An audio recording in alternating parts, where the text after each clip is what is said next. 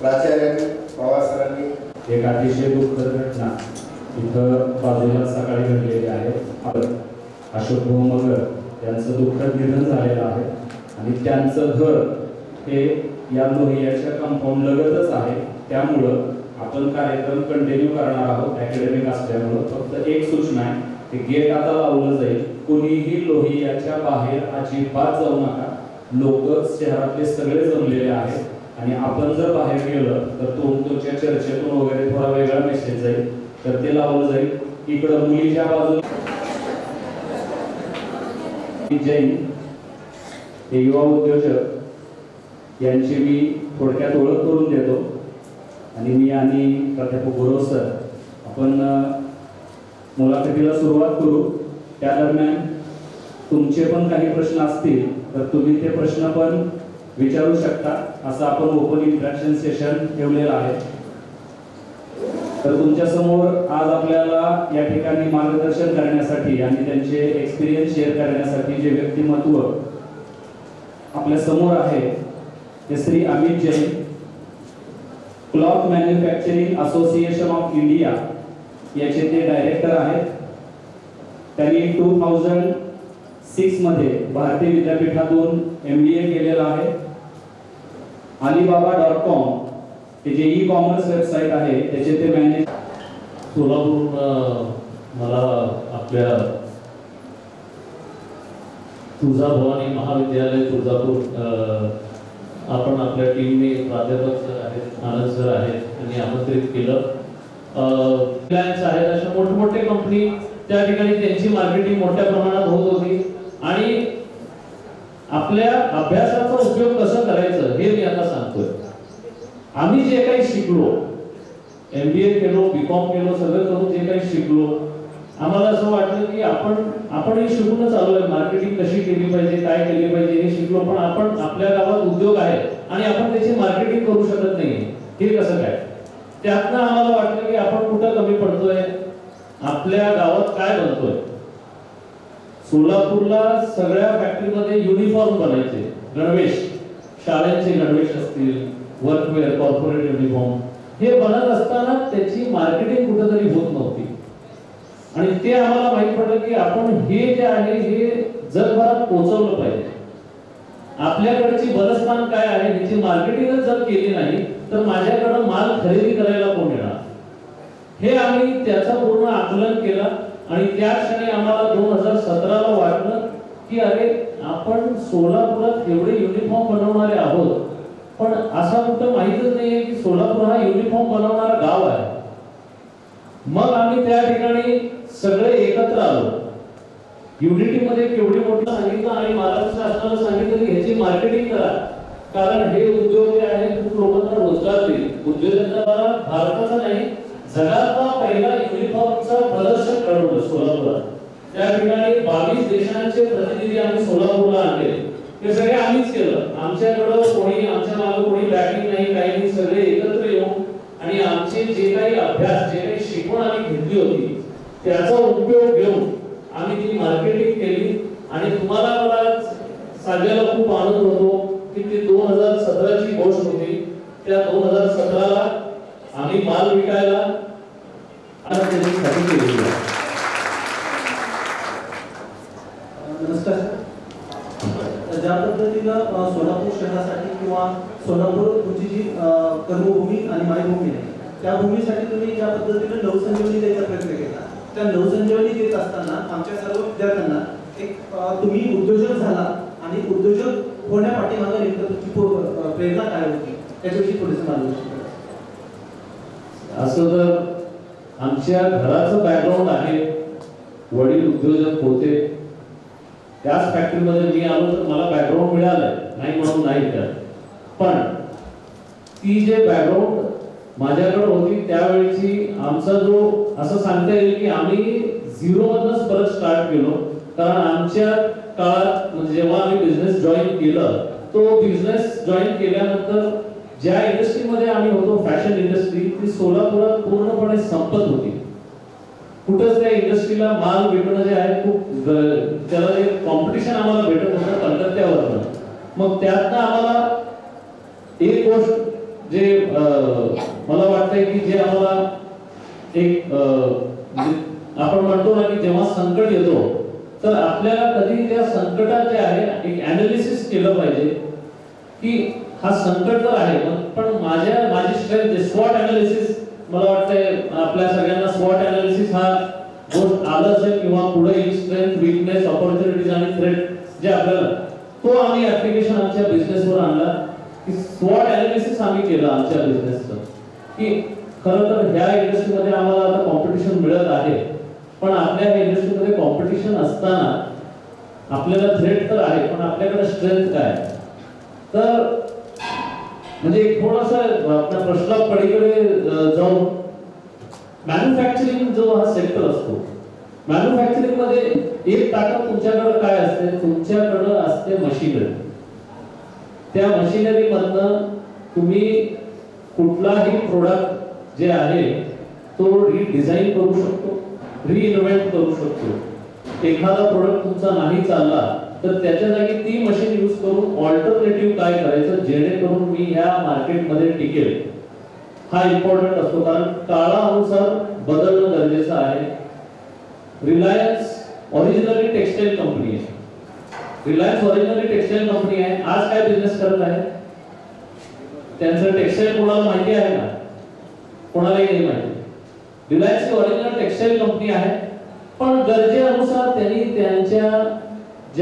त्यांच्याकडचे ज्या काही सेटअप आहेत त्याला वापरून आज त्या मल्टी बिझनेसेस मध्ये आहेत आणि खूप मोठ्या याच्यात गेलेले आहेत पण सुरुवात टेक्सटाईल मध्ये नव्हती तर हे सांगण्याचा उद्देश हे आहे की आपण जेव्हा एखादी गोष्ट आपण करत असतो त्यातनं काही संकट आले तर आम्ही जसं आम्हाला त्यावेळी आलं की आम्ही फॅशन इंडस्ट्रीमध्ये होतो आम्हाला वाटलं की आपल्या इंडस्ट्रीला सर्वाइव्ह करणं खूप कठीण आहे त्यात आम्हाला वाटलं की आपण हीच मशिनरी यूज करून युनिफॉर्म बनवू शकतो आणि तो मार्केट खूप मोठा आहे ती स्टडी करून आम्ही मला वाटतं त्यावेळी आमचा जो सगळ्यात चांगला डिसिजन तो होता आणि ते एक संजीवनी म्हणून आमच्या त्या इंडस्ट्रीला कामाला आली आणि ते आम्हीच नाही केलं तर आम्ही सोबत येऊन सगळ्याच इंडस्ट्रीला सांगितलं आपल्याला सगळ्यांना युनिफॉर्म बनवायचं आणि त्या गणवेश बनवत असताना त्याची जी ओळख आज आम्ही आणलेली आहे तर पूर्ण दक्षिण भारतात आज गणवेश म्हणल्यावर पहिल्यांदा तर सोलापुरातच येतात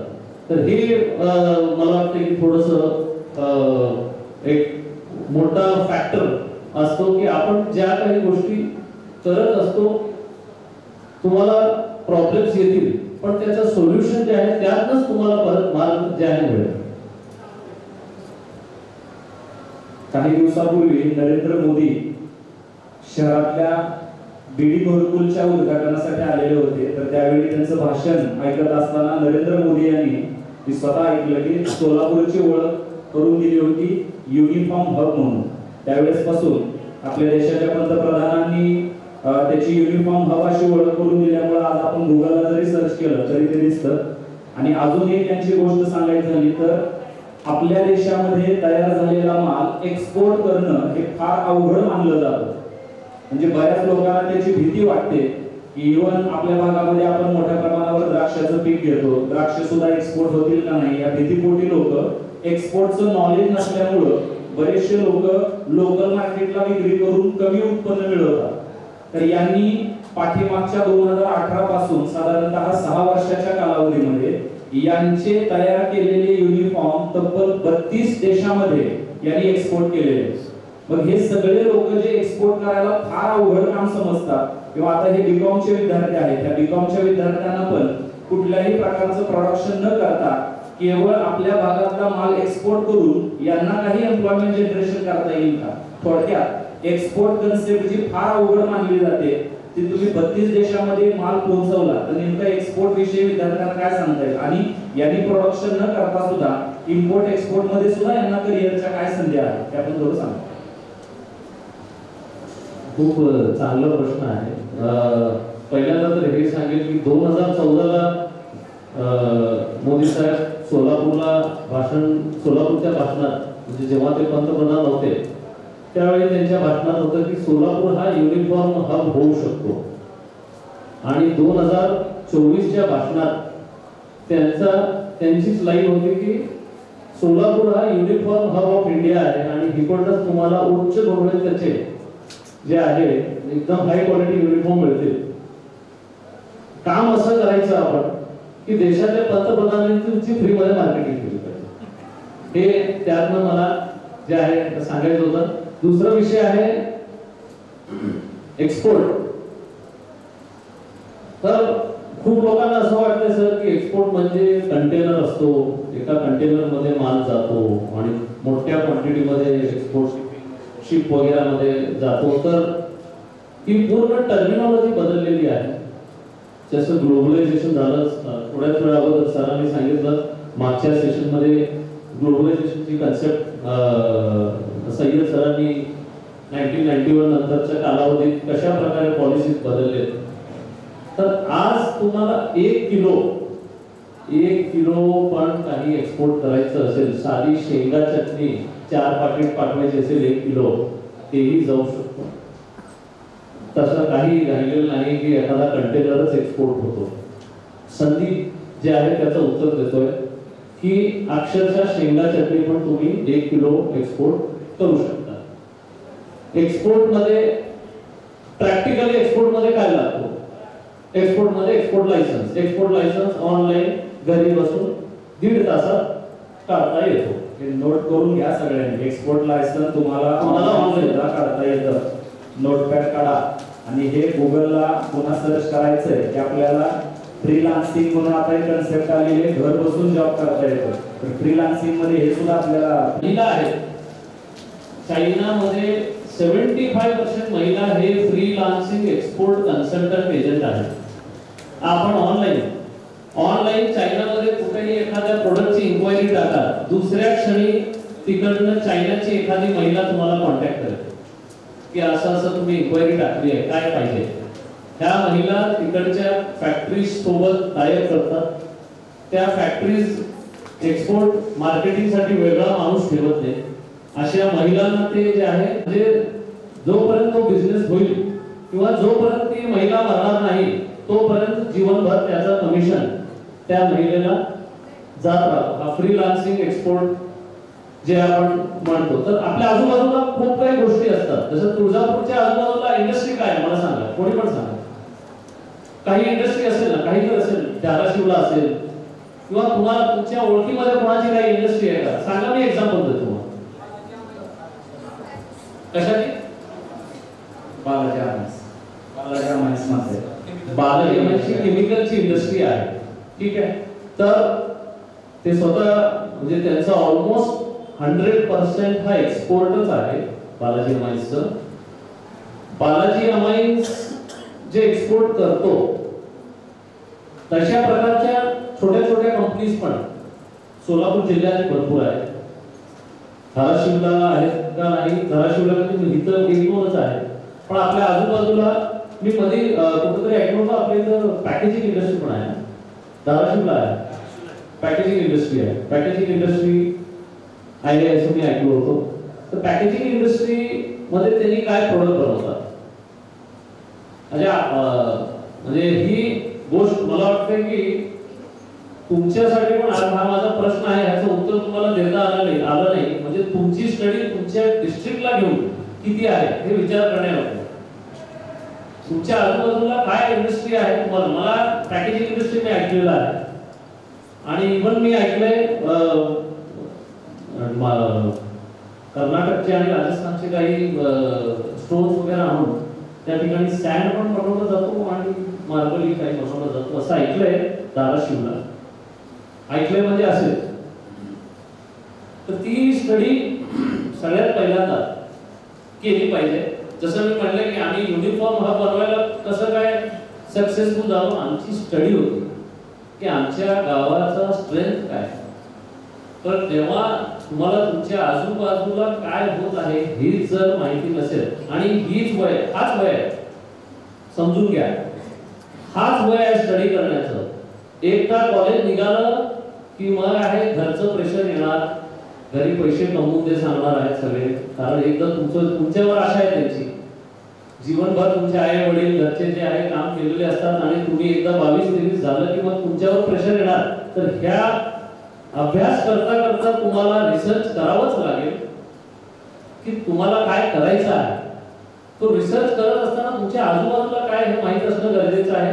पॅकेजिंग इंडस्ट्रीचा एक एक्झाम्पल देतो की समजा आपल्याला कोणाला तिकडचा माल एक्सपोर्ट करायचा आहे, तर खूप मोठ्या म्हणजे ते business to business B2B website म्हणजे आपण बिझनेस टू बिझनेस आणि B2C ह्या दोन कन्सेप्ट असतात. B2C म्हणजे तुम्ही जे आता ऑनलाईन मागवताय हा B2C झालं. 100, 200, 500, 1000 रुपयाची वस्तू तुम्ही पर्सनल यूजला मागवली, बिझनेस टू कंझ्युमर झालं. आणि B2B तुम्ही इकडनं बल्क मध्ये कोणाला माल विकतो, तो B2B बिझनेस टू बिझनेस झाला. तर पॅकिंग इंडस्ट्री जी आहे इकडची आहे, पण त्यांची मार्केटिंग ॲबिलिटी केवढी आहे कोणाला माहिती नाही. मला वाटतंय की त्या ठिकाणी तुम्ही 2-3 लोकांचं ग्रुप बनवून एक फ्रीलान्सर म्हणून त्यांना सांगायचे तुमच्या प्रोडक्टची माहिती द्या आणि आम्ही ती माहिती जी आहे डिजिटली सगळीकडे पोहोचवू किंवा हे प्रोडक्ट आमच्या इथं बनतात आणि त्यांना सांगायचं की तुम्हाला आम्ही कस्टमर आणि ऑर्डर आणून देऊ आणि आम्हाला तुम्ही त्याच्या बदल्यात जे आहे काय आम्हाला कन्सल्टन्सी चार्ज देणार. अशी जी आहे संधी इंडियामध्ये सध्याला खूप मोठी आहे. कारण ही जे चायनामध्ये जे मी एक्झाम्पल दिलं तशा प्रकारचा एक्सपर्टीज आपल्या इंडियामध्ये कुठेला बघायला भेटणारच नाही आणि तो खूप मोठा एक्सपर्टीज एरिया आहे ज्यात तुम्ही काम करू शकता.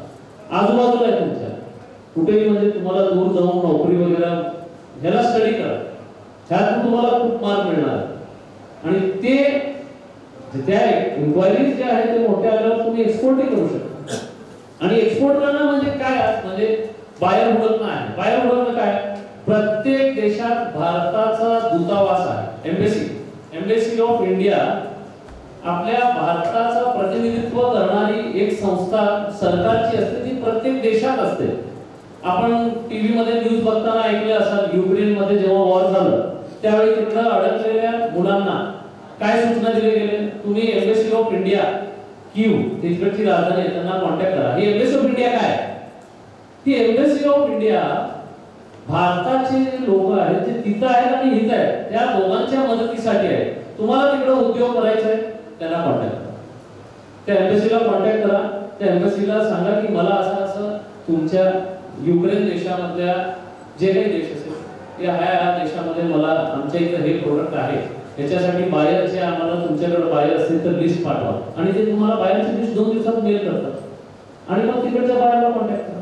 हे खूप सिंपल झालेलं आहे, कुठलाही रॉकेट सायन्स नाही. पण म्हणजे दुर्दैव आहे, तर दुर्दैव काय आहे की आपण मोबाईल मध्ये आहोत, आपल्याकडे सगळ्या सोशल मीडियाचे हे आहे, पण आपण रील बनवण्यात जास्त त्या रीलच्या प्रश्नाकडे यायचं आपल्याला. तो एक वेगळा मुख्य प्रश्न आहे. आता यांनी सांगितलं की आपल्या आसपास ज्या गोष्टीची कमतरता आहे. आता मी माझ्या PhD मध्ये रिसर्च करत असताना मला एक गोष्ट लक्षात आली की आमच्या तुळजापूरमध्ये मंदिराशी संबंधित ज्या गोष्टी लागतात, दुर्दैवानं त्यातल्या एकाही गोष्टीचं तुळजापूर आणि तुळजापूर परिसरामध्ये प्रोडक्शन होत नाही. खरोखर दुर्दैव आहे. इव्हन प्रासादिक साहित्यासाठी लागणारे चुरमुरे आमच्या तुळजापूर परिसरामध्ये कुठेही प्रोडक्शन होत नाही. लागणारे सगळे चुरमुरे हे गुजरातवरून येतात, हळदी कुंकू सगळं बाहेरून येतं. फार थोडं वजेसारखं एखादी फॅक्टरी सोडली. आपल्या कॉलेजची एक स्टुडंट आहे, त्या स्टुडंटने कुंकाचा कारखाना इथं काढलेला आहे, रोजकरी म्हणून आता ती कदम पाटील आहे. त्यानंतर अजून एक आमच्या स्टुडंटची एक आयडिया आहे, माने आहेत का तो मंदिरासंबंधी उठून उभा हा इकडे आहे. तर यांचं आम्ही सर तुम्हाला सांगतो की हे तालुक्याचे टॉपर आहे आणि तुळजाभवानी मंदिरामध्ये दररोज मोठ्या प्रमाणावर फुलं वाहिले जातात आणि ते फुलं वाहिले जातात आणि ते सगळं वेस्टेज होतं. तर तिने एक प्रोजेक्ट तयार केला होता की त्या फुलापासून अगरबत्ती बनवण्याचा प्रोजेक्ट, आणि त्याची माहिती मी एकदा मंदिराच्या तहसीलदारांना दिली होती की अशा अशा आमच्याकडे ग्रुप आहे ना, त्या ग्रुपमध्ये आपली चर्चा झाली पाहिजे की आता यांनी सांगितलं की आमच्या सोलापूरची ओळख होती ती पुसलेली आम्ही निर्माण केली, आपली तर ओळखच नाहीये. म्हणजे आपल्याला तर किती मोठी संधी आहे ओळख निर्माण करण्याची. त्याच्यामुळं तुम्ही तुमच्यातली नेहमी क्युरिसिटी जागी असली पाहिजे की उत्सुकता जागी असली पाहिजे की अरे आपल्याकडे काय काय गरजेच्या गोष्टी आहेत, आपण कोणकोणत्या गोष्टीवर लोकांवर डिपेंड आहोत, तर त्याच्या संबंधी पण आपल्याला त्या पण गोष्टी करता येतील. त्याच्या पुढं आता सरांनी सांगितलं की आता हे सगळं छान छान वाटतं सगळं की उद्योग केला पाहिजे, उद्योगातून मोठ्या प्रमाणावर पैसे कमवले पाहिजे, परंतु त्याच्याशी संबंधित माझे काही प्रश्न आहेत की आता हे युवक युवतींना आजचा जो काही सेमिनार आहे दिवसभराचा, तो सेमिनार झाल्याच्या नंतर अचानक असे आग लागले की आता मला उद्यापासून लगेच एखादा उद्योग सुरू करायचा आहे. मग हे आत्ताचा म्हणजे हे साहजिक आहे की आज दिवसभरामध्ये ज्या घडामोडी घडल्या, काँग्रेस सर बोलले, आझर सर बोलले, अमित जैन सर बोलले, याच्यामधून आपल्यामध्ये कुठंतरी एक अग्नी प्रज्वलित होणार आहे उद्योग करण्यासंबंधीची. पण मला अमित सरांचा बॅकग्राऊंड वगैरे जो आहे त्याच्यावरून काही प्रश्न विचारायचे की आता हे जे युवक युवती जर उद्या उद्योगामध्ये उतरायचं ठरलं तर यांच्यासमोर आव्हानं काय आहेत. तर माझा त्याच्या संबंधीचा पहिला प्रश्न आहे की उद्योगाची पार्श्वभूमी असणारं कुटुंब आपलं असणं आणि आपल्याकडे उद्योगाची कसलीच पार्श्वभूमी नसणं. म्हणजे मध्यंतरी एक सुपर 30 चित्रपट आला होता, त्याच्यामध्ये फेमस डायलॉग होता की राजा का बेटा राजा नहीं बनेगा, राजा वही बनेगा जो हकदार होगा. म्हणजे आतापर्यंतची कन्सेप्ट अशी आहे की अनिल अंबानी आणि मुकेश अंबानी का सक्सेस झाले, त्यांच्या पाठीमागे धीरूभाई अंबानी होते. एखाद्या डॉक्टरचं हॉस्पिटल का चांगलं चाललंय, ऑलरेडी त्याच्या वडिलांनी हॉस्पिटलचा सेटअप उभं करून ठेवला होता. मग ह्या युवकांच्या मनामध्ये प्रश्न आहे की उद्योग स्थापन करण्याकरता फॅमिली बॅकग्राऊंड हा उद्योगाचा असणं आणि नसणं याच्यामध्ये किती फरक पडेल. 16व्या वर्षी मला वडिलांनी सांगितलं होतं की तू अभ्यास करणार आहे तर उद्योग मध्ये येणार आहे. मी म्हणलं नाही, मी तर अभ्यास करणार आहे. पण वडील म्हणले पण जीवनात कुठल्याही प्रसंगासाठी तयार राहिलं पाहिजे आणि त्यामुळे थोडस तू 2 वर्ष फॅक्टरीमध्ये काम कर. पहिला काम माझा जीवनाचा काय होता तर मी पहिला काम होतं सकाळी आणि संध्याकाळी साफसफाई करायची फॅक्टरी. हा माझा पहिला काम होता. जरी मी मालकाचा मुलगा होतो त्यावेळी मला चिड यायची, हे काय काम दिलं, मी मालकाचा मुलगा आहे आणि मला हे. आणि त्याच्या ती साफसफाईचं काम आणि त्याच्यानंतरनं पॅकिंगचं काम, जे म्हणजे जे शिकलेले नाही तेही करू शकतात. पण त्याच्यातनं जे आज म्हणजे आज 25 वर्षानंतर जेव्हा मी तो क्षण आठवतो त्यातनं मला एक गोष्ट कळाली की ते जे मी केलं होतं त्यावेळी, ते जे 2 वर्ष मी सगळ्या गोष्टी फॅक्टरी मधल्या एकदम जे नॉर्मल जे एकदम सुरुवातीला काम करणार आहे त्याच्या हिशोबाने जे मी केलं होतं ते 2 वर्ष आहेत, तेच माझी बेस होती, तेच माझा बेस होता आणि त्याच्यामुळेच आज मी इथं आहे. तर औद्योगिक बॅकग्राऊंड असणं नसणं हा विषय जे आहे त्यात जर आता मला वाटतं की तुम्हाला उद्योग करायचा आहे ह्याच्यावर जर तुम्ही ठाम असले तर तुम्हाला सगळ्यात मेन आहे की मी एखादा उद्योग करणार आहे. तर काय जसं सरांनी म्हणलं की आजच्या राग लागली उद्याच्या उद्या उद्योग करायला जाणार का नाही जायचं आपल्याला. ट्रेनिंग पण हे दुसऱ्या कुठल्या तरी इन्स्टिट्यूट मध्ये घेऊन, जे फॅमिली बॅकग्राऊंड असताना इन्स्टिट्यूट मध्ये ट्रेनिंग घेऊन पण हे स्वतः सुरू करू. हा आणि ते करावंच लागेल सर, कारण उद्योग उभारण्याच्या अगोदर तुम्हाला तो इकोसिस्टम समजायला हवा की एखादा बिझनेस चालवायचा आहे तर तो इकोसिस्टम काय असतो, वर्कर्स कसे असतात, आपले सहकर्मी कसे असतात आणि सगळ्यांसोबत कशा प्रकारे टीम वर्क मध्ये काम केलं पाहिजे. डायरेक्ट उद्योग मध्ये येऊन आपण मी बॉस, कुठलाही उद्योग विदाउट टीम वर्क सक्सेसफुल नाही होणार. हे म्हणजे ब्रीद वाक्य आहे, समजून घ्या. तुम्हाला जर वाटलं की मी सगळं करू शकतो तर असं काही होणार नाही आहे. दुसऱ्या क्षणी तुम्ही खाली पडणार. तुम्हाला पहिल्यांदा 6 महिने 1 वर्ष एक तुम्हाला कुठं ना कुठं जे आहे तुम्ही ज्या फील्ड मध्ये तुम्ही काम करणार आहे त्यातल्या चांगल्या कंपनीत पहिला नोकरी केली पाहिजे, ह्या विचाराचं मी आहे. त्यातनं तुम्हाला एक्सपिरियन्स घेऊन आणि मग तुमची जी आहे प्लॅनिंग केली पाहिजे की मी अशा प्रकारे जे आहे हे बिझनेस करणार आहे आणि त्या कंपनीमध्ये जे काही वर्किंग होत आहे, चूक कुठं होत आहे हे तुमच्या जेव्हा निदर्शनास येईल तो तुम्ही तुमचा पॅटर्न ठेवू शकता आणि त्याच्यावर तुम्हाला एखादा बिझनेस उभारणं जे आहे तो इझी होईल. त्यामुळे कुठलाही उद्योग उभारायचा आहे, सगळे उभारू शकतात, पण एका पॅटर्न मध्ये जायचं आहे. लगेच उडी नाही मारायची. आपल्याला थोडं एक्सपिरियन्स घेतलं पाहिजे आणि त्यात मग आपण आपला जे आहे मोटिव्ह आपलं जे मिशन असतो तो ठरवलं पाहिजे की मला ह्या बिझनेसमध्ये हे करायचं आहे आणि त्याचप्रमाणे आपण एखादा उद्योग उभारला पाहिजे. पण एक मात्र नक्की आहे, औद्योगिक पार्श्वभूमी असणं गरजेचं नाही. औद्योगिक पार्श्वभूमी जरी गरजेची नसेल तरी ती सुदैवानं किंवा दुर्दैवानं म्हणजे एखाद्याला भेटते. परंतु सुदैवानं जरी भेटली तरी ह्या स्पर्धेच्या आणि धाकधुकीच्या योगामध्ये आपल्याला नेमकं तो जो नवीन उद्योजक उभा राहणार आहे किंवा नवीन भरपूर एखादा नव उद्योजक किंवा युवक उद्योजक तयार व्हायचा प्रयत्न करतो, तर ते करत असताना त्याला प्रेरणा मिळाली किंवा त्याला सामाजिक कौटुंबिक पार्श्वभूमी भेटली तरी त्याला काही प्रसंगी भांडवल उभारणीसाठी खूप मर्यादा आहे. कारण भांडवल एखाद्या उद्योगासाठी एका कुटुंबाकडं एका किंवा नातेवाईकाकडून उभा करू शकत नाही तेवढं भांडवल. मग नेमकं भांडवल उभारी करत असताना आपल्याला किंवा नवीन उद्योजकाला नेमकं कुठल्या समस्यांना तोंड द्यावं लागेल. आणि सर त्याच्यासोबत एक जसं तुळजापूर शहरामध्ये एक हॉटेलिंग व्यवसाय मोठ्या प्रमाणावर चालू होता.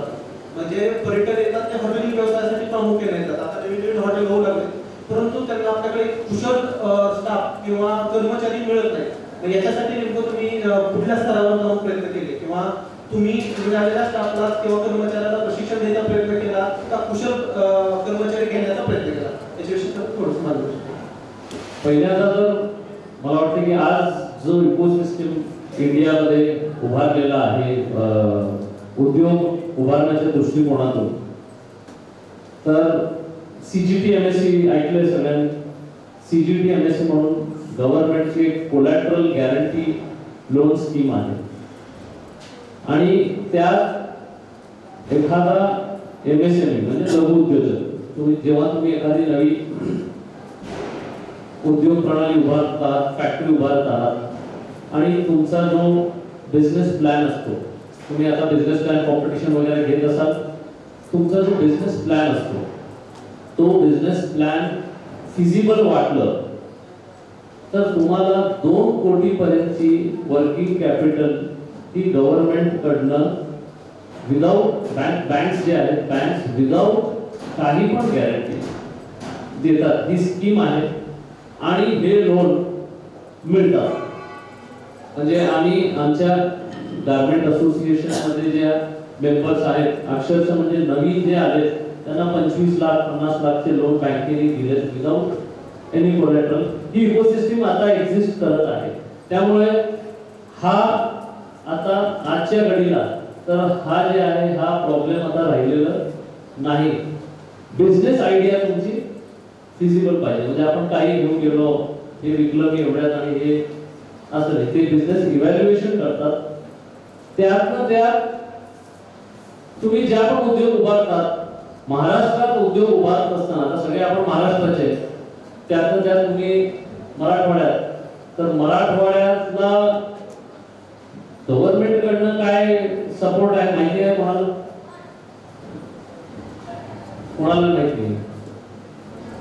खूप म्हणजे मी तुम्हाला निगेटिव्ह डिसमोटिवेट नाही करत आहे, पण तुमची ही टाइम आहे ह्या सगळ्या गोष्टींवर रिसर्च करण्याची की आपण जिथं राहतोय तिकडं आपल्याला काय सवलती मिळत आहेत. हे तुम्हाला माहितीच नसले, तुम्हाला नाही माहित, तुम्ही एकदम महाराष्ट्रातल्या गव्हर्नमेंटनी ज्याला एकदम सोन्यासारख्या सवलती दिलेल्या आहेत त्या रिजन मध्ये आहात. या सगळ्या सवलतीमुळे तुम्ही आपल्या मराठवाड्याचं जे महाद्वार आहे तिथं सगळ्या इंडस्ट्री मोठ्या प्रमाणात बघतात. त्या इंडस्ट्री असण्यापाठीमागचं एकमेव कारण आहे की मराठवाड्याच्या परिसरामध्ये जर उद्योग टाकले तर लँड ऍक्विजिशनच्या बाबतीमध्ये, वॉटर सप्लायच्या बाबतीमध्ये, इलेक्ट्रिसिटी सप्लाय बाबतीमध्ये स्टेट आणि सेंट्रल गव्हर्नमेंट मोठ्या प्रमाणावर सबसिडी देतं आणि केवळ त्या सबसिडीमुळे सगळे हैदराबादचे, सोलापूरचे मोठमोठे उद्योजक आपल्या मराठवाड्याच्या बाउंड्रीमध्ये येऊन व्यवसाय करतात. म्हणजे सवलती आहेत मराठवाड्यातल्या लोकांसाठी. बालाजी अमायन्स जे आहेत त्यांचं दुकान रेडी आहेत आय थिंक.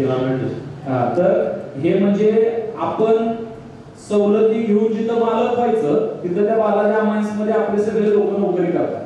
म्हणजे आपण हे आपली क्युरिओसिटी नाहीये. आपण साधं गुगल जरी केलं की मराठवाडा रिजन मध्ये एखादा बिझनेस करायचा असेल तर आपल्याला कुठली सबसिडी मिळते, तर ते आपण बघणं गरजेचं आहे. आणि दुसरा प्रश्न आहे तो म्हणजे वर्कर्सच्या बाबतीमधला, कारण सध्या सगळ्यात मोठा प्रश्न आहे आफ्टर कोविड, तो म्हणजे स्किल्ड वर्कर्स जर तुम्हाला मिळत नसतील तर कशा पद्धतीचे वर्कर्स तुम्ही कशा पद्धतीने अवेलेबल करायचे? आम्ही आमच्या मी माझ्या इंडस्ट्रीचं एक्झाम्पल शेअर करतो.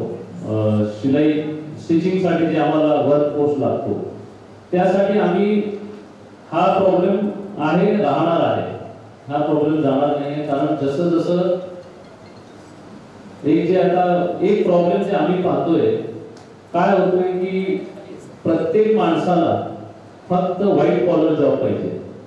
प्रत्येक माणसाला असं वाटतंय की मी कम्प्युटरवर बसून काम केलं पाहिजे. प्रत्येक माणसाला असं वाटतंय की मी एसी मध्ये बसूनच काम केलं पाहिजे, बाकीचे कुठले कामं जे आहेत ते मी नाही केलं पाहिजे.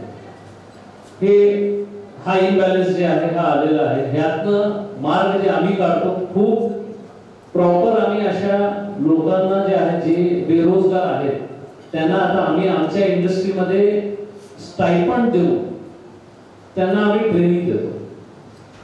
आमच्या इथं महिलांना, माझ्या फॅक्टरीमध्ये सध्याला 12 महिला आहेत, त्यातले 2 बीकॉम केलेले आहेत आणि 10 जे आहेत 10वी वगैरे आहेत आणि त्या सगळ्यांना आम्ही दिवसाचं फिक्स स्टायपंड 3 महिने देऊन त्यांची आम्ही तिथं ट्रेनिंग करून घेतो. लोकल, सगळे लोकल आहेत, ट्रेनिंग करून आणि त्याच्यानंतर त्यांना तिकडे पगार पडायला चालू होतो. जेव्हा चांगलं ऑटोमॅटिकली त्यांचं मोटिवेशन येऊन ते तिथं आपल्या कामाला लागतात. आम्ही मागच्या 8 वर्षात जवळपास 1700 असे कामगार, जे कामगार नव्हते, जे काहीच करत नव्हते, अनस्किल्ड होते, 1700 असे कामगार, त्यातले जवळपास 350च्या वर जे आहेत सर ग्रॅज्युएट आहेत, जे इथं कुठेच काम करायचं नाही. आणि मग आम्ही त्यांना थोडंसं समुपदेशन केलं की हा काही वेगळं काम नाही आहे, ह्यातनं तुम्हाला त्याच्यापेक्षा 2 पैसे जास्त मिळणार आहे. कम्प्युटरवर काम करणारा किती देतात? डाटा एंट्री वाल्याला 8-10 हजारच्या वरती देते, खूप आले त्यात. त्यामुळे स्किलिंग करून घेणं हा खूप इम्पॉर्टंट विषय आहे. हा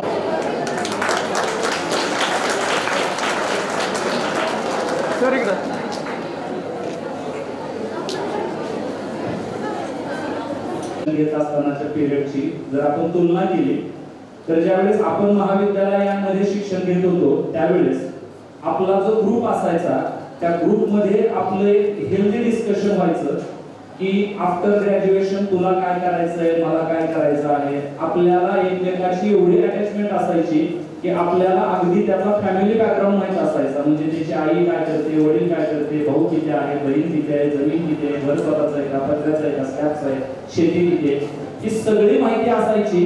आणि मानसिकता एक वेगळी असायची की आता माझं ग्रॅज्युएशन या 4-6 महिन्यामध्ये कंप्लीट होणार आहे आणि ग्रॅज्युएशन कंप्लीट झाल्याच्या नंतर मला माझ्यासाठी, माझ्या कुटुंबासाठी काहीतरी मोठं करायचंय. माझ्या पिढ्यानपिढ्या जे चालू आहे ते पिढ्यानपिढ्या चालू असलेलं मला कुठंतरी बदलायचंय, मला काहीतरी एक वेगळी वाट निवडायची आहे, ही मानसिकता आमच्या काळामध्ये असायची.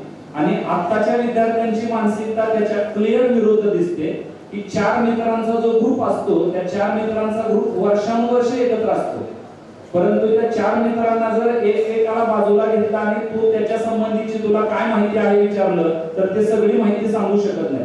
कारण आपण एखाद्या कॅन्टीनवर जर 4 मित्र चहा घेताना बसलेले दिसलो तर चहा घेताना 4 जणांचे डोके त्या मोबाईल मध्ये असतात. मग तुम्ही ज्यावेळेस MBAचं किंवा ग्रॅज्युएशनचं एज्युकेशन घेत होता त्यावेळेस तुमचा जो मित्रांचा ग्रुप आहे त्या ग्रुपचा तुमच्या करिअर मध्ये काय फायदा झाला आणि तशा पद्धतीचा फायदा ह्या विद्यार्थ्यांना करून घ्यायचा असेल तर नेमकं यांना आता जे यांच्या हातामध्ये फायनल इयरच्या विद्यार्थ्यांकडे 6 महिने आहेत, सेकंड इयरच्या विद्यार्थ्यांकडे 1.5 वर्ष आहे, फर्स्ट इयरच्या विद्यार्थ्यांकडे 2.5 वर्ष आहे, तर त्यावेळेस आणि याच्यामध्ये नेमकं आपल्याला त्या वातावरणाचा काय फायदा झाला आणि यांना नेमकं त्याच्यासाठी काय करावं लागेल हे थोडं अनालिसिस करा. हा एक खूपच जो आमचं जडणघडण किंवा ज्या पण आमच्या स्कूल आहेत त्याचा एकच म्हणजे त्याचा रिझन मला वाटतो की तो जे काळ होता तो जे आमचं 5-6 वर्ष होता कॉलेजचा, त्या 5-6 वर्षामध्ये मला नाही आठवत की आम्ही जेव्हाही भेटायचो किंवा जेव्हाही म्हणजे आपल्या गप्पा गोष्टी व्हायचे नाही असं नाही, ते चांगलंच आहे, पण ते होत असताना आम्ही म्हणजे नोकरी पण शॉर्ट पिरियड साठी करा चांगलं उद्योजक व्हायचं आहे, आजच टाइम आहे, जागे व्हा आणि जागे व्हावून आजूबाजूला काय चाललंय, सरांनी आज चांगलं उदाहरण दिलंय की तुमच्या इकडं मंदिरामध्ये एकही गोष्ट इकडं प्रोडक्शन होत नाहीये, कोण देणार आहे एवढी चांगली आयडिया? मी तर सरांना सांगेल, सर तुम्ही पण काही संधी बघून एखादी इंडस्ट्री टाका. काय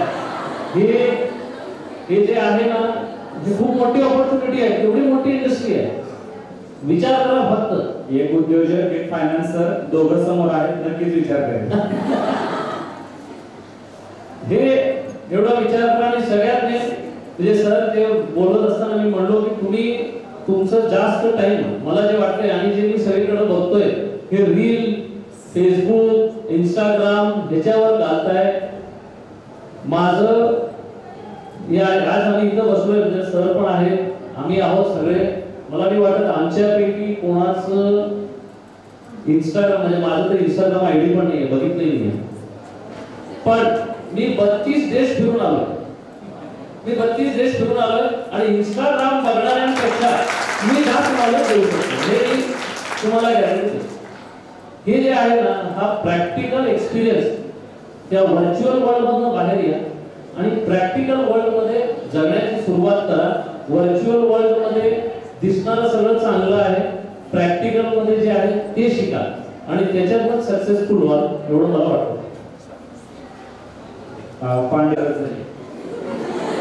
एक अन्नाची भूक जी आतावर मोठ्या आचार्यांनी चांगली शमवली, परंतु आज दिवसभरामध्ये वेगवेगळे जे एंटरप्रेन्युअर आहेत, उद्योजक आहेत, त्या उद्योजकांनी यांना मार्गदर्शन केले. त्याच्यामुळे आता मला उद्योजक व्हायचं आहे म्हणून यांची आता भूक जागृत झालेली आहे. परंतु आता ही भूक शमवण्यासाठी अन्न लागत नाही, तर भूक शमवण्यासाठी लागतं ते वित्त. आणि वित्त पुरवठा करणारं एका कॅनरा बँक, ह्या नॅशनल बँकेचे जे तुळजापूर शहरातील ब्रांच मॅनेजर आहेत सागर पांडे सर, ते या ठिकाणी आपल्याला उपस्थित आहेत. तर पांडे सरांना माझा प्रश्न आहे की सर, आता या विद्यार्थ्यांनी जर उद्योजक व्हायचं असं ठरवलं, तर या विद्यार्थ्यांकडे पहिली गोष्ट आहे, या विद्यार्थ्यांकडे फॅमिली बॅकग्राऊंड नाहीये, या विद्यार्थ्यांकडे ऑलरेडी कुठलाही बिझनेस सेटअप नाहीये, म्हणजे हे जस्ट स्टार्टअपच करणार आहे. तर या विद्यार्थ्यांकरता नॅशनलाइज बँक, आता तुमची सिंडिकेट बँक आहे, तर त्या सिंडिकेट बँकेच्या माध्यमातून, नॅशनलाइज बँकेच्या माध्यमातून सेंट्रल गव्हर्नमेंट आणि स्टेट गव्हर्नमेंटच्या अशा काही स्कीम आहेत का, की ज्या स्कीमद्वारे ह्या विद्यार्थ्यांना जर एखादा उद्योग आपल्या भागामध्ये करायचा असेल तर तो त्यांना स्टार्टअप साठी कुठल्या स्कीम आहेत त्या खास करून सांगत आहे. सगळे इथे कॉमर्स बॅकग्राऊंड आहे ना? कारण माझा बॅकग्राऊंड कॉमर्स बॅकग्राऊंड नाही आहे, मी स्वतः इंजिनिअरिंग आहे, इंजिनिअरिंग करून मी बँकेत लागलेलो आहे. त्याच्यामुळे तुम्ही विचार करू शकता की आता जसं सरांनी म्हणलं की परिस्थिती खूप सध्या खूप कठीण आहे. तर तुम्हाला जर इथे सर्वाइव्ह करायचं असेल तर नॉलेज सोबत तुम्हाला स्किल तुम्हाला राहणं खूप गरजेचं आहे. तुमच्याकडे कोणता स्किल सेट आहे आणि तुम्ही त्याला कसं एक्सपोज, म्हणजे तुम्ही त्याच्यातनं काय काय तुम्ही त्याच्यातनं करू शकता, त्याच्यातनंच तुम्ही पुढे जाऊ शकता. आता जसं सरांनी म्हटलं की इथे सगळ्यांनी म्हणजे आज दिवसभरात तुम्हाला भरपूर साऱ्या उद्योजकांनी तुम्हाला भरपूर सारा गायडन्स दिला असेल, त्यांच्या रिलेटेड, त्यांच्या करिअर रिलेटेड त्यांची ग्रोथ कशी झाली ते सांगितलं असेल. पण आता कसं नसतं, कारण काय की ह्या टप्प्याटप्प्याने जायच्या गोष्टी राहतात. तर त्याच्यातील 3 प्रकार आहेत, म्हणजे शासनाने त्याला 3 भागांमध्ये त्याला डिवाइड केलेलं आहे. सगळ्यात पहिली आहे की एक शिशु म्हणून आहे, त्याच्यात 50,000 पर्यंतचं तुम्ही सगळ्यात प्रायमरी कॅपिटल जे तुम्हाला म्हणतं, किंवा एकदम तुम्हाला आता छोटं शॉप चालू करायचं आहे किंवा तुमच्याकडे काही कल्पना आहे त्याच्यातून तुम्ही काही गोष्टी चालू करू शकत आहे, ते एक प्रायमरी कॅपिटल ज्याला काहीच तुम्हाला कोटेशनची गरज नाही, काही नाही, त्याला 50,000 तुम्ही देऊ शकता. बँकेकडनं तुम्ही 50,000चं कॅपिटल घेऊन तुम्ही बिझनेस चालू करायचा आहे. या 50,000च्या कॅपिटलवर तुम्ही तुमचं टर्नओव्हर, आता तुम्हाला सगळ्यांना माहितीच आहे टर्नओव्हर काय गोष्ट आहे का, ही टर्नओव्हर तुम्हाला बिल्ड करायचं आहे. त्या टर्नओव्हरच्या बिल्डिंगवर तुम्हाला तरुण म्हणून कॅटेगरीमध्ये लोन मिळेल, ते 5 लाखापर्यंतचं लोन मिळेल. या 5 लाखामधून तुम्हाला सगळं फायनान्शियल तुमचे तयार करायचे आहे, तुमचं स्वतःचं इन्कम टॅक्स रिटर्न तयार करायचं आहे. याच्यातून टप्प्याटप्प्यातच तुम्हाला पुढे जावं लागणार. आणि त्याच्या पुढचा टप्पा येतो तरुण, त्याच्यातनं 10 लाखापर्यंत असेल, आता ही मुद्राची लिमिट पण 10 लाखाची 20 लाख केलेली आहे. पण कोणाला ज्यांनी 10 लाखाचा परतफेड बरोबर केलेला आहे त्यालाच ती पुढची 20 लाखाची लिमिट मिळेल. तर याच्यात एक सगळ्यात तुम्हाला गरजेचं आहे की फायनान्शियल तुम्हाला लिटरसी आणि फायनान्शियल तुमची जी म्हणजे परतफेड तुमची जी सिबिल तुमचं जे तुमचं राहतं त्याच्यावरच तुम्हाला पुढचं काही तुम्हाला लोन हवं आहे, कॅपिटल बिल्ड करायचं आहे. तर या गोष्टी सगळ्यात जास्त इम्पॉर्टंट आहे की गव्हर्नमेंटचं सगळ्यात म्हणजे मोठं जे मोदींचं जे आपलं आहे की मुद्रा एक सगळ्यात त्यांचा ब्रेन चाइल्ड म्हणतात की म्हणजे छोट्या उद्योजकांना सगळ्यात जास्त सवलती या मार्फत दिल्या जाव्यात. याच्या व्यतिरिक्त गव्हर्नमेंटने एक नवीन उद्योजकांसाठी म्हणजे जे एकदम फ्रेश आहे पण ज्यांना कॅपिटल जास्त लागणार आहे त्यांच्या याच्यासाठी म्हणून एक PMEGP स्कीम म्हणून चालू केलेली आहे. प्रधानमंत्री उद्योगासाठी म्हणून. तर त्याच्यात मॅन्युफॅक्चरिंग आणि सर्व्हिसेस या दोन याच्यासाठी तुम्हाला त्याच्यातनं लोन भेटू शकतं. आणि त्याच म्हणजे त्या स्कीमच्याच याच्यावर स्कीम सरांशी माझी चर्चा झाली होती. तर जनरली बँकेमध्ये जर अकाउंट ओपन करायचं झालं तर आपल्याला मिनिमम बॅलन्स मेंटेन करावा लागतो. यातल्या जवळपास 50 विद्यार्थ्यांनी मी अकाउंट ओपन पण करून घेतले. तर ती जी झिरो बॅलन्स स्कीम आहे त्या स्कीम मध्ये तुम्ही अकाउंट ओपन करू शकता. आणि कॅनरा बँकेमध्ये अकाउंट झिरो बॅलन्स मध्ये ओपन केल्यानंतर सेंट्रल गव्हर्नमेंटचे NPTEL चे काही कोर्सेस पण आहेत. तर ती जी स्कीम आहे 18 जवळपास हे सगळे विद्यार्थी 18 वर्ष पूर्ण झालेले तर ते अकाउंट ओपनिंग संबंधी जी माहिती आहे ती सांगा. मी जर म्हटलं की फायनान्शियल लिटरसी, तर फायनान्शियल लिटरसी म्हणजे काय की तुम्ही अकाउंट मध्ये ट्रान्झॅक्शन कसे करत आहे, अकाउंट्स मध्ये तुम्ही ज्या बँक अकाउंटच्या ज्या फॅसिलिटी आहे त्याचं काय म्हणजे तुम्ही घेऊन त्याचा फायदा घेत आहे का, किंवा फायनान्शियल लिटरसी म्हणजे तुम्ही तुमच्या सोबत बाकीचे जे तुमचे घरचे आहेत त्यांना तुम्ही या स्कीम बद्दल किंवा त्या योजनेबद्दल माहिती देत आहे का, या गोष्टी करतात. आता म्हणजे फायनान्स इतका समोर गेलेला आहे की सगळं AI बेस्ड झालेलं आहे. तर या AI बेस्डमुळे पूर्ण तुमच्या प्रत्येक गोष्टीची माहिती इवन तुम्ही आता कुठेही सर्च करायला गेले म्हणजे तुम्ही स्वतः कुठे एक सर्च केलं गुगलवर तर तुम्हाला त्या रिलेटेड तुमचे त्याचे पुढचे सर्च येत जातात. तुम्ही जे सर्च कराल त्याच्याच रिलेटेड पुढचं सर्च येईल. तर त्याच बेसिसवर बँकेने पण आता म्हणजे एज ब्रॅकेट वाईज आणि कस्टमरच्या नीड वाईज अकाउंट रिलेटेड त्याचे अकाउंट रिलेटेड म्हणजे त्याच्याशी रिलेटेड त्याचे प्रॉडक्ट्स असे काढलेले आहेत. त्याच्यात स्टुडंट्स रिलेटेड म्हणून त्यांनी एक अस्पायर अकाउंट आमच्या बँकेने काढलेलं आहे. या अस्पायर अकाउंट मध्ये काय मी तुम्हाला जसं म्हटलं की मगाशी की जसं नुसतं प्लेन ग्रॅज्युएशन किंवा प्लेन पोस्ट ग्रॅज्युएशन याची आज व्हॅल्यू नाही आहे. तुम्हाला त्याच्यासोबत कोणतं तरी सर्टिफिकेशन करावं लागेल, कोर्सेस करावं लागेल किंवा तुम्हाला कोणत्या फील्डमध्ये स्पेशलायझेशन करायचं आहे त्या रिलेटेड तुम्हाला कोर्सेस करावं लागेल. आणि ते कोर्सेस कुठून करायचे किंवा कोणती चांगली युनिव्हर्सिटी आहे तर त्या याच्या बँकेने कोर्सेरा म्हणून एक म्हणजे त्यांनी एक स्टार्टअप योजना 2016 साली सुरू केली. मग या स्टार्टअप योजनेमध्ये जे की स्मॉल असतील, मीडियम असतील किंवा स्किल इंडस्ट्रीज जे आहेत त्या स्किल इंडस्ट्रीकडे बघण्याचा तुमचा दृष्टिकोन आणि एखादा लहान व्यवसाय जो स्टार्टअप करण्याची क्षमता ठेवतो परंतु त्या जे उद्योजक करण्याचं स्वप्न बाळगून उदाशी आलेले युवक आहेत त्या युवकाजवळ तेवढे 50,000 पण नसतील. तर मग ते 50,000 रुपये त्याला मिळवण्यासाठी तुम्ही ज्या पद्धतीनं एक व्हेंचर कॅपिटल म्हणून काम करताय एखाद्या उद्योजकासोबत त्या पद्धतीनं त्या व्हेंचर कॅपिटल पुरवण्याच्या दृष्टिकोनातून नेमकं तुमची मानसिकता काय असते किंवा तुम्ही कशा पद्धतीनं त्यांना सपोर्ट करायचा प्रयत्न करता. तर या याच्यात म्हणजे दोन गोष्टी येत असतात की पहिली गोष्ट म्हणजे ॲज अ बँकर आम्हाला म्हणजे क्रेडिट असेसमेंट राहतं. तर असेसमेंटमध्ये आमचे रूल्स राहतात की म्हणजे फायनान्शियल त्याचं काय आहे, त्याची फायनान्शियल पोझिशन काय आहे किंवा त्याची म्हणजे जर फायनान्शियल पोझिशन नाही आहे तर त्याच्या जो बिझनेस तो करणार आहे त्याच्यातून त्याचं इन्कम जनरेशन काय आहे. भली आम्ही पण लोन देतो, भरपूर सारे लोन एनपीए होतं पण याचा अर्थ येणार की आम्ही त्याचं म्हणजे असेसमेंट नाही केली आहे. असेसमेंट म्हणजे कसं की आता जसं की एखादा बिझनेस आहे, कोरोनामध्ये भरपूर सारे बिझनेस फेल झाले तर आम्ही देताना जसं आता छोटा किराणा दुकान आहे, किराणा दुकानाच्या आम्ही त्याचा माल भरायचा आहे, त्याला दुकानामध्ये हे सामान ठेवायचं आहे, त्या सामानासाठी आम्ही लोन देतो. पण आता परिस्थिती कशी झाली की जर ते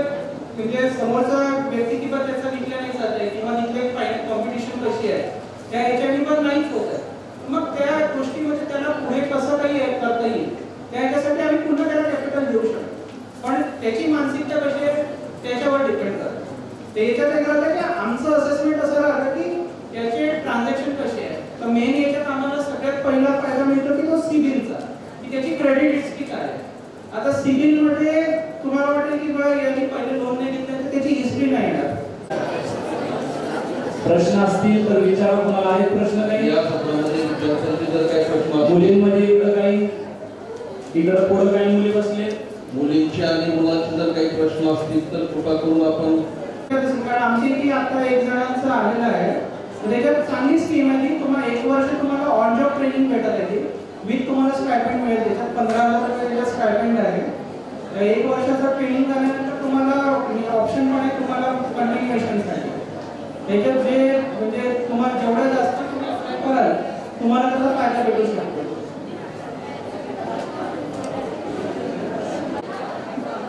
थोडीशी शांतता व्हायला या ठिकाणी. काही क्षणात हा कार्यक्रम पुढचा या ठिकाणी सुरू होत आहे.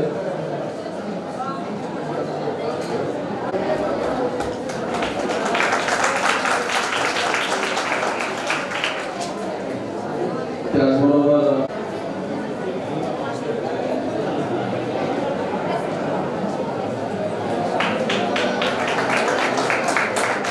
आणि या स्वागत समारंभानंतर अभिवादन करतो आणि आजच्या या समारोपाच्या कार्यक्रमाचं थोडक्यात प्रास्ताविक करतो.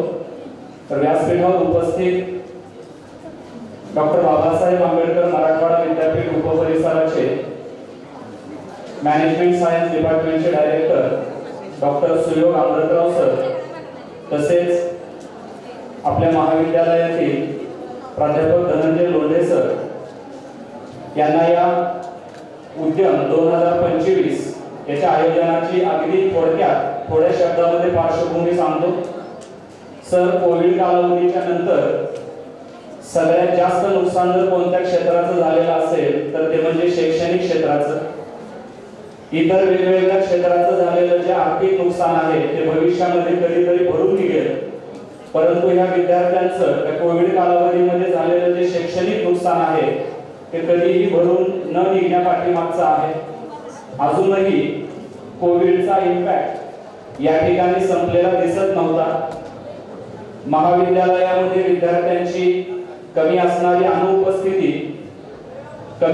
उपस्थिती आणि अनुपस्थितीचं जास्त प्रमाण याला कुठेतरी आळा बसला पाहिजे आणि विद्यार्थ्यांना पुन्हा एकदा शिक्षणाची गोडी निर्माण झाली पाहिजे. कारण अशिक्षित असताना केलेल्या गोष्टींपेक्षा सुशिक्षित राहून केलेल्या गोष्टी त्या कधीही आयुष्यामध्ये चांगला परिणाम देऊन जातात. याची भावना त्या विद्यार्थ्यांमध्ये जागृत व्हावी म्हणून आदरणीय प्राचार्य डॉक्टर जीवन पवार सर यांच्या मार्गदर्शनाखाली आणि डिपार्टमेंट ऑफ कॉमर्सचे हेड डॉक्टर एन बी काळे सर आणि आमची कॉमर्स डिपार्टमेंटची सर्व टीम मार्गदर्शन झालं. त्यानंतर डॉक्टर बाबासाहेब आंबेडकर मराठवाडा विद्यापीठातील डॉक्टर सय्यद अझरुद्दीन सर यांनी देखील विद्यार्थ्यांना त्यांच्या मार्गदर्शनातून मंत्रमुग्ध केलं. त्याचबरोबर आत्ताच सोलापूरच्या टेक्सटाईल इंडस्ट्रीमधलं एक मोठं नाव अमित जैन आणि फायनान्शियल लिटरसी बद्दल माहिती देणारे सागरजी पांडे या सगळ्यांच्या मार्गदर्शनाचा प्रभाव तुमच्यावर निश्चितच पडलेला असेल आणि येणाऱ्या काळामध्ये ज्यावेळेस तुम्ही महाविद्यालय परिसरामध्ये याल त्यावेळेस तुमच्या बिहेवियरमध्ये, तुमच्या क्लासमधील उपस्थितीमध्ये निश्चितच फरक पडलेला असला पाहिजे. तरच या कार्यक्रमाचं फलित आम्ही झालं असं समजू. केवळ आज या कानाने ऐकायचं आणि या कानाने सोडून द्यायचं अशा पद्धतीनं जर आपण केलं, आम्ही हा कार्यक्रम डिझाईन करत असतानाच ठरवलेलं होतं की जेवढे विद्यार्थी उपस्थित राहतील त्या विद्यार्थ्यांपैकी 2-4 विद्यार्थ्यांनी जरी हे गांभीर्यानं घेतलं आणि पुढच्या वर्षी ज्यावेळेस आपण असा एखादा प्रोग्राम डिझाईन करू त्यावेळेस त्या विद्यार्थ्यांना केलेल्या कामाचं आम्हाला त्या विद्यार्थ्याला स्टेजवर बोलवून कौतुक करता आलं तर आम्ही त्या आजच्या कार्यक्रमाचं फलित झालं असं समजू. त्याच्यामुळं आजच्या कार्यक्रमातून तुम्ही काहीतरी बोध घ्यावा.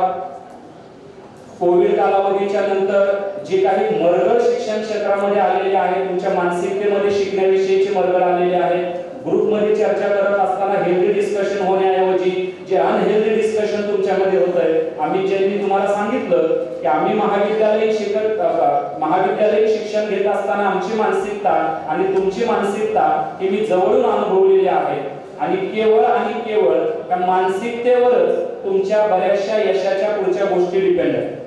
त्यामुळं पुन्हा त्याच गोष्टी ऐकताय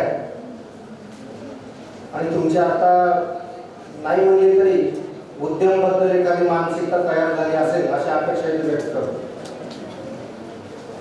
कदाचित मी शेवटचा माझे प्रत्यक्ष शिक्षक सन्माननीय लोंढे सर, या वाणिज्य विभागाचे विभाग प्रमुख माझे मित्र काळे सर,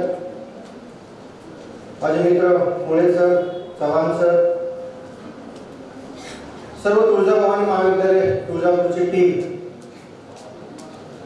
सर्वप्रथम तर मी या महाविद्यालय आणि वाणिज्य विभाग याचे तिथं अभिनंदन करू इच्छितो की असा पुढाकार आपण घेतला आणि तुळजापूर सारख्या तालुका स्तरावरती वेगवेगळी चांगली आपला विचार आपला अनुभव मांडणारी मंडळी इथं आपण जमवली आणि आमच्या विद्यार्थ्यांना मार्गदर्शन केलं.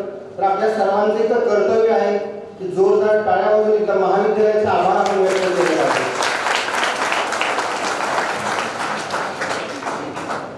मी जेव्हा बोलतो तर पॉवर पॉईंट प्रेझेंटेशनच्या मदतीने बोलतो, पण आज त्या वेळेची मर्यादा जाणीव करून घेऊन या महाविद्यालयामध्ये शिकतोय की जिथं ऍक्टिव्हिटी, जिथं इव्हेंट, जिथं कार्यक्रम, जिथं मोठमोठी लोक येतात आणि आमच्याशी संवाद साधतात.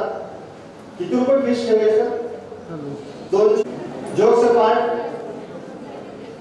तुम्ही मित्रांनो मी खाली येऊ का सर? म्हणजे मला कम्फर्टेबल होईल. समजा माझ्याकडे यांना जर नोकरी द्यायची असेल आणि यांना जर महिन्याला 10 यांना देऊ शकेल, मग मी एखाद्याचा 50,000 रुपयाचा उद्योग करून देण्या इतपत माझ्याकडे कौशल्य आहे का? हा प्रश्न आपल्याला पडला पाहिजे. महिन्याला 50,000 नाही देऊ शकत तुम्ही. आता तुमचं एज जर 20 किती असेल, अवरेज एज 21-22 तर एज असेल, तुमच्याकडे राहिलाय मोजून 10-12 वर्ष राहिले, शिकून शिक्षण कंप्लीट करून व्यवसाय उद्योग टाकायचा आहे. तर पहिली गोष्ट काय लागते? रिस्क लागते. आणि रिस्क घेण्याचं सगळ्यात जास्त प्रमाण कोणाकडे आहे? तुमच्याकडे. म्हणून तुम्हाला उद्योग करायला सगळ्यात चांगला स्कोप आहे.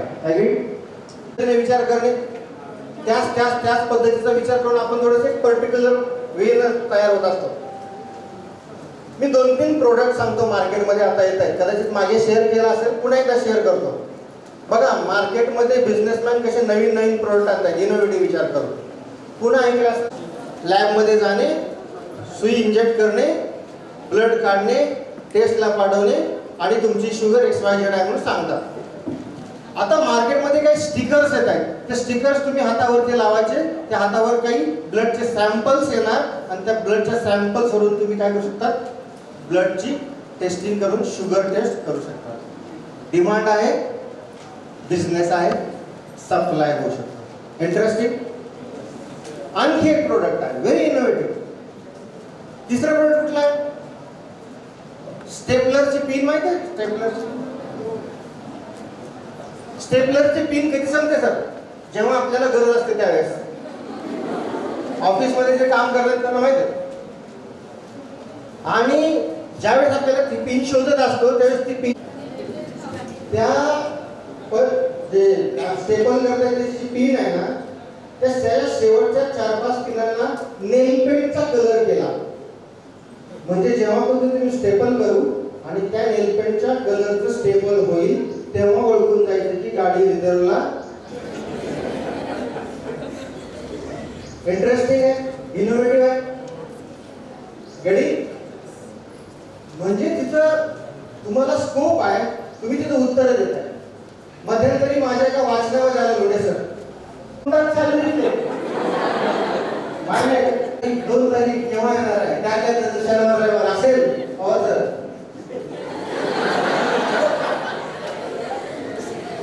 तर इस्रायल बेसिक कंपनी आहे ज्यांनी USA मध्ये स्टार्टअप चालू केलं सर. इस्रायल बेसिक कंपनी आहे, USA मध्ये स्टार्टअप चालू केले. ते स्टार्टअप काय म्हणतात? जे कोण सॅलरीड लोक आहेत त्यांना 25 तारखेला जर पैसे संपले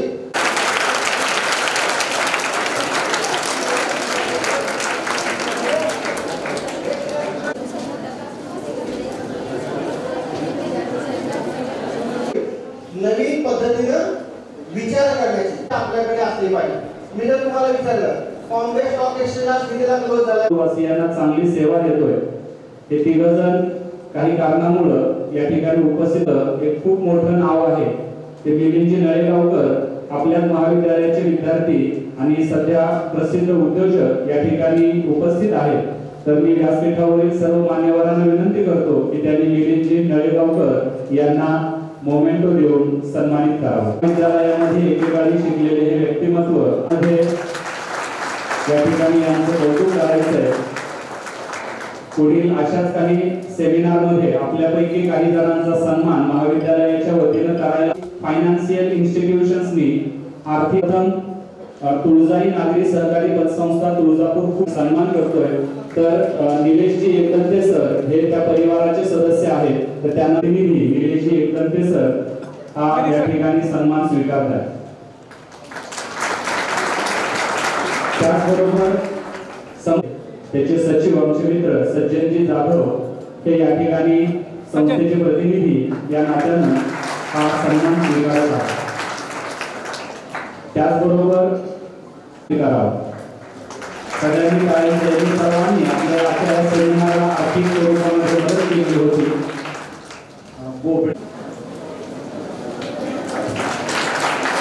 आपल्या महाविद्यालयावर सातत्यानं प्रेम करणारी आपसेंगेकर, रोहित माने, मुस्कान शेख या विद्यार्थ्यांनी स्वीकारायचं आहे. सेमिनार नंतर सर्व विद्यार्थ्यांना प्रमाणपत्र वाटप केलं. प्रातिनिधिक स्वरूपामध्ये हे प्रमाणपत्र रोहित माने सगळ्या महाविद्यालयाच्या आयडेंटिटी असणारा विद्यार्थी प्रत्येक कामामध्ये धडाडीनं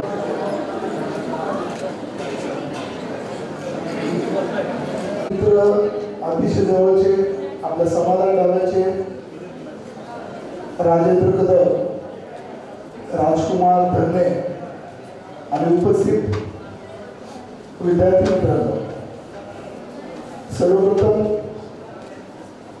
मला या कार्यक्रमासाठी बोलवलं, मला एवढं सन्मानित केलं त्याबद्दल मी मनापासून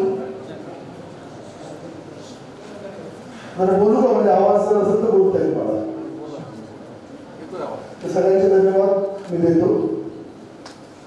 मुळे सर एक करेक्शन होतं.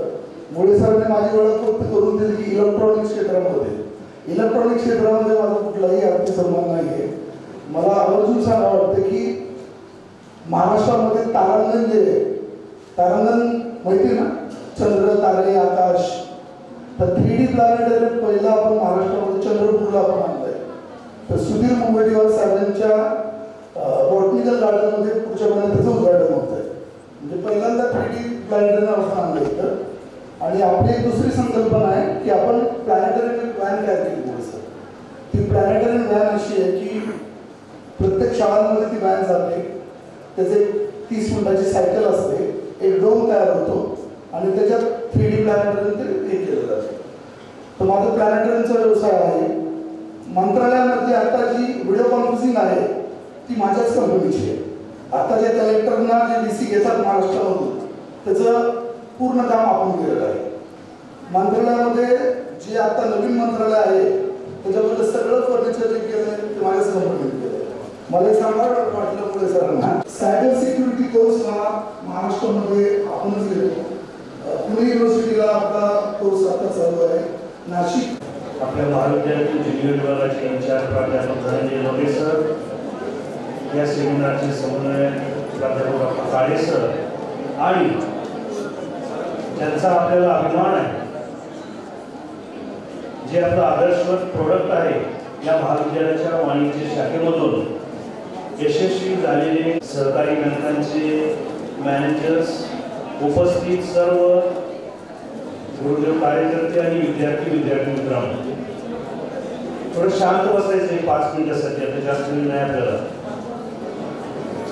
ही कार्यशाळा घेण्यापाठीमागची भूमिका सकाळीच त्या ठिकाणी निश्चित केली.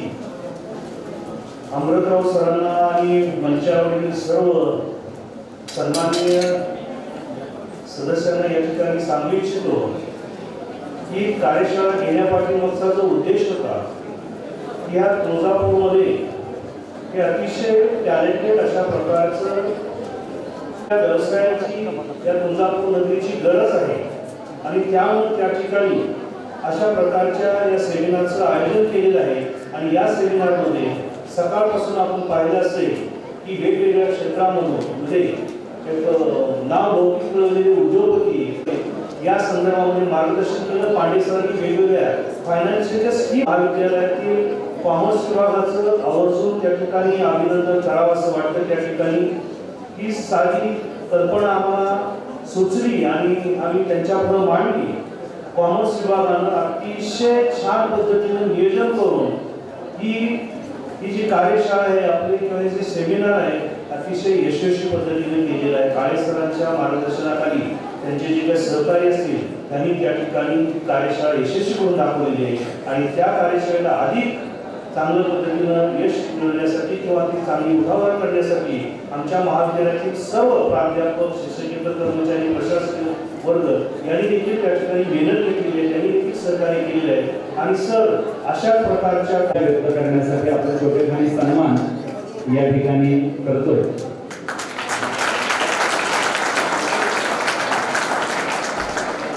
धन्यवाद. यानंतर मी प्राध्यापक 5,000, 10,000, 15,000 असे. पण आपण आपल्या ह्याच्यासाठी म्हणजे मी तुझं बघितला मी शिकलोय तर आपण एक कोर्स फक्त 250 रुपये 250 रुपये म्हणजे एका मुलासाठी